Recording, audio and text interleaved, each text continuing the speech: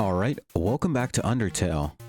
Well, sort of. This is technically the first video on my second playthrough. Not sure if I'm going to make a separate playlist for this one, or if I'll just like slap it in there. I could do another playlist, it doesn't really matter. The point is, this is my second playthrough. I've finished the game, and at the end of the game, Flowey was like, yo, restart your game, and go from the beginning without killing anything. And I was like, okay. The only thing I did kill, technically, was Toriel. So I don't know how to avoid that. Hopefully the game helps me now that it's like trying to steer me through this path. But here we go. Let's say yes. Dan is back in business. Speaking of Dan, this is a really random thing. Yeah, it's been going terribly in FC26 so far. Hopefully I can solve that. I've also got a different FC26 video planned. Hey, remember? Don't kill anyone. Okay? I can't believe this is a real thing, I have to remind you. Hee hee hee. Good luck. Yeah, I got it. Don't even worry, bro. I did pretty well last time. Hello, Toriel. Hello. Are you alright? You must be so lost and confused. Do not be afraid, my child. Did I already read this? I am Toriel, caretaker of the ruins. I pass through here every day to see if anyone has fallen down. You are the first human to come here in a long time. I will do my best to protect you during your time here. Come, I shall guide you through the catacombs. There we go. Welcome to your new home, innocent one. Allow me to educate you. This is the puzzles. Yes, yes, yes. Thank you. So a lot of this I'm going to skip through. Like, I'll probably just skip through to her house at this point, because there's not much, really not much for me to do. Splendid. Thank you. Yeah, I mean, it's the same game. I'm just replaying it without hurting anyone. So, like, she's just telling me, stall for time and I'll help you. And here we go. I just... Spare. Spare. Spare. Spare. Just gonna keep sparing. There you go. And the dummy was tired. Boom. Easy. Oh, she's a little confused. Okay. That was a little bit different, because last time I like trash talked him, and yeah. But yeah, this should be pretty easy, and also it should be a pretty short playthrough. There's a lot of it I'm just gonna cut out. So far, there's like no real difference, right? I'm literally just playing through the game again, and the only difference in my gameplay will be not killing Toriel, which I don't know how to do. Maybe Flowey will like come in and help me and be like, yo, do not kill anyone. Or I don't know. It's the first time I played through this, I couldn't figure it out. I never tried this. Can I just stay here? What if I just say... Oh, I can call her mom. Flirt. Okay, we're not doing that. You just call me mom. Well, I suppose... Would that make you happy? To call me mother? Well then, call me whatever you like. I guess I can tell her about myself? Oh, about her. Okay. Not much to say. Silly little lady. I really don't want to hit the flirt button, but...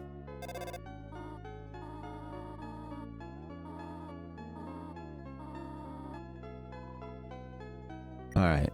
Do I hit it? I mean, I don't think there's gonna be any, like, real issues, is there? I don't think so. I mean, this is not a blind playthrough. I've played this game already. Yeah, I'm gonna do it, whatever.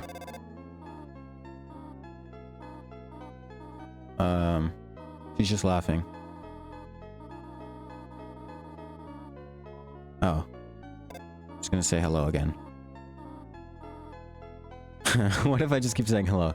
Sorry, I'm a little distracted. I don't think I'm supposed to be doing this.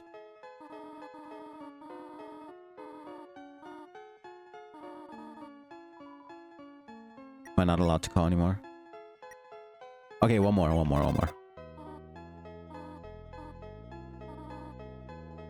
Oh, okay. It looks like that's it. Alright, I think the natural progression is to actually explore. Not entirely sure what that said. Hello, Ribbit. Excuse me, human.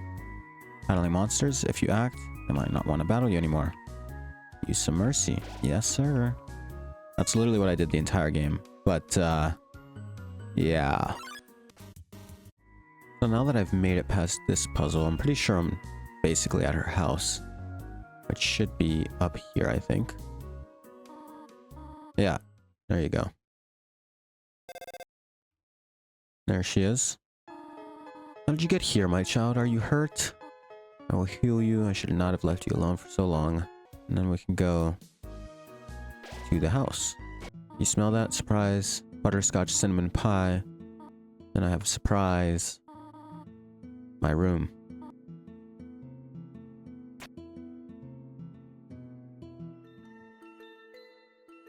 Butterscotch pie. And now I wake up. And I think this is a core part of the route. So I know there's a part where you like start talking about it. Like, when can I go home? How to exit the ruins. How to exit the ruins. And then she gets kind of upset. Then you follow her. You wish to know how to get home. Now I have to I don't know. I tried the other thing. Asgore. Yeah. But Asgore was kind of a nice guy. You're not try to stop me. This is your final warning. You want to leave so badly? You are just like the others. There's only one solution. Prove yourself. Prove you're strong enough. Why are you looking at me like that? Like you've seen a ghost. Do you know something that I do not? Oh, this is in dialogue. No, that is impossible. And here's the fight. Good song. So I'm just gonna spare a bunch. And I'm pretty sure you just cannot die in this fight. Like, I've tried dying to this fight multiple times. The ellipse count is increasing. Oh, she's questioning something. Oh, okay. Because the first time I tried this, I didn't just... What are you doing? Okay, that makes more sense. The first time I tried this, I tried the talk thing instead of mercy. But, you know, throughout the game, like Undyne, or Papyrus, the Papyrus fight, you have to hit mercy, you have to spare at some point, and it, like, continues the fight. Attack or run away. Like, this also shares that same quality. What are you proving? So there's dialogue, which means you're supposed to go this way. The ellipses just seems like it's a... Yeah, it's a good trick. So I'm assuming you could have spared her the first time. I don't think this is exclusive to the second playthrough. That'd be stupid. But... yeah, you cannot die in this fight. You just sit here and just keep sparing, I guess. Stop looking at me that way. Music's fire, though. Go away. Yeah, again, you just can't die on this fight. Oh, the ellipses are back.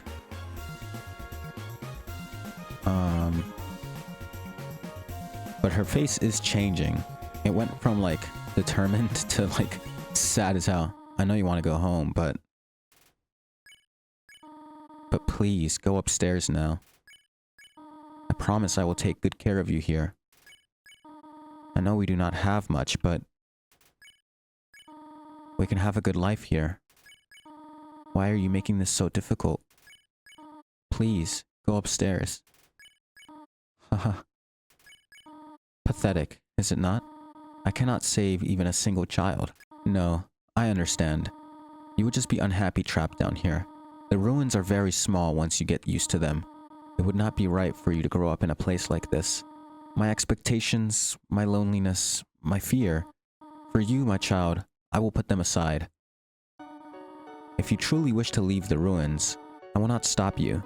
However, when you leave, please do not come back. I hope you understand. Oh wow. Goodbye, my child. Oh, this is so different.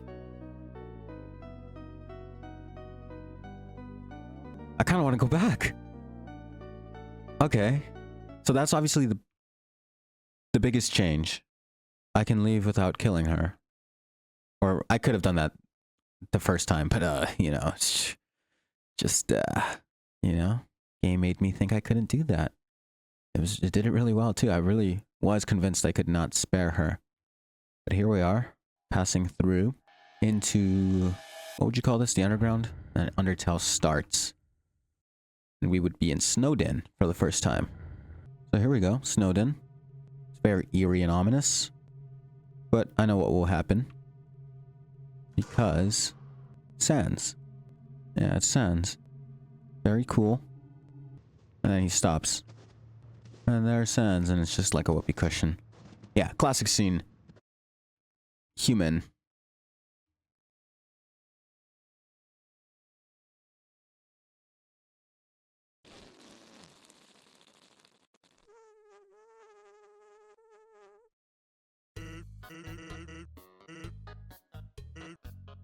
You turned around before I said to...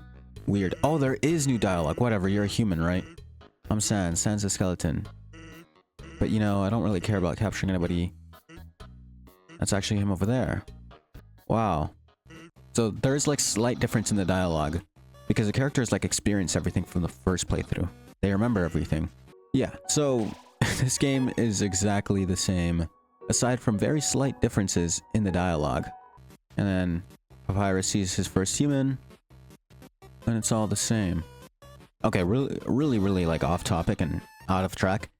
This game follows a deterministic view on free will, because we can see that every action that Sans and Papyrus make, and even Toriel makes, is determined. They were determined to make those actions from the very beginning, kind of alluding to the fact that they have no free will. Obviously, it's a game, so they technically don't have free will. It's a script. It's how the game runs. You know, there's no alternate dialogue. If there were, maybe that would be like free will. But the only reason any of the dialogue has changed or any of the events have changed is because our character has the ability to change the past and or the laws of nature. And that is like one of the requirements that a determinist and hard incompatibilist would see as like necessary to have free will in a world with determinism. So,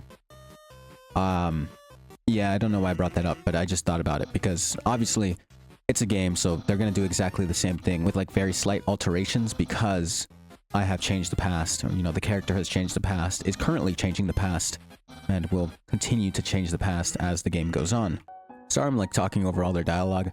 I've already seen all the dialogue. You know, I've played through the entirety of the game, and I read all the dialogue.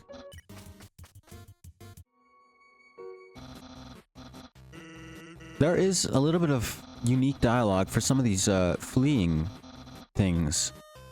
Like, I swear I didn't say that before. Whenever I flee from an enemy, it says like different things. Like earlier it said, don't slow me down. Now it just told me I have better things to do, which it wasn't saying before. It would just say like fled or whatever. Here's the ice cream guy. But I don't think I have any money. Okay, I bought some more, I guess. This is the ball. Had quite a bit of fun with the ball last time, but it is pretty hard. Oh my goodness. Yeah, the ball is not balling right now. I put the new 4Gs on the G.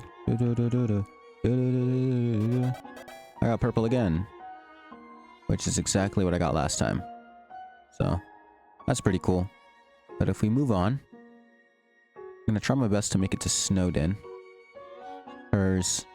Smell danger rating. Oh, there's tips here on how to beat this boss or mini boss without having to kill anything, which is really cool.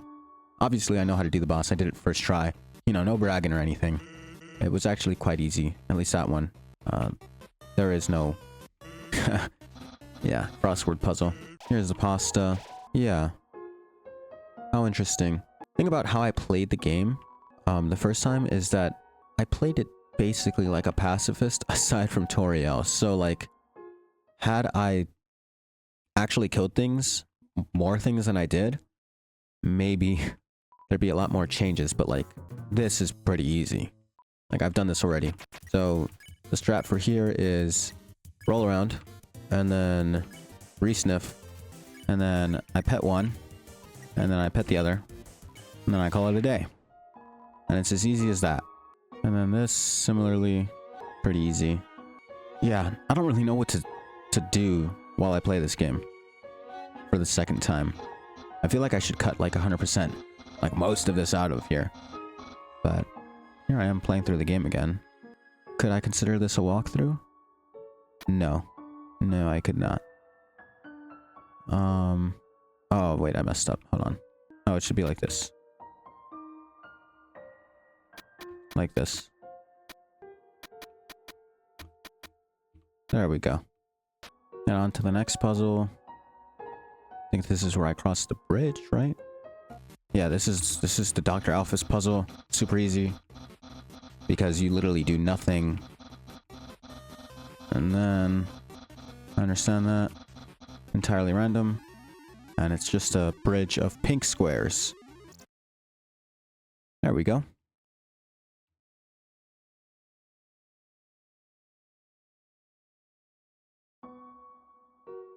Haven't talked to Sans in a bit. Anything different?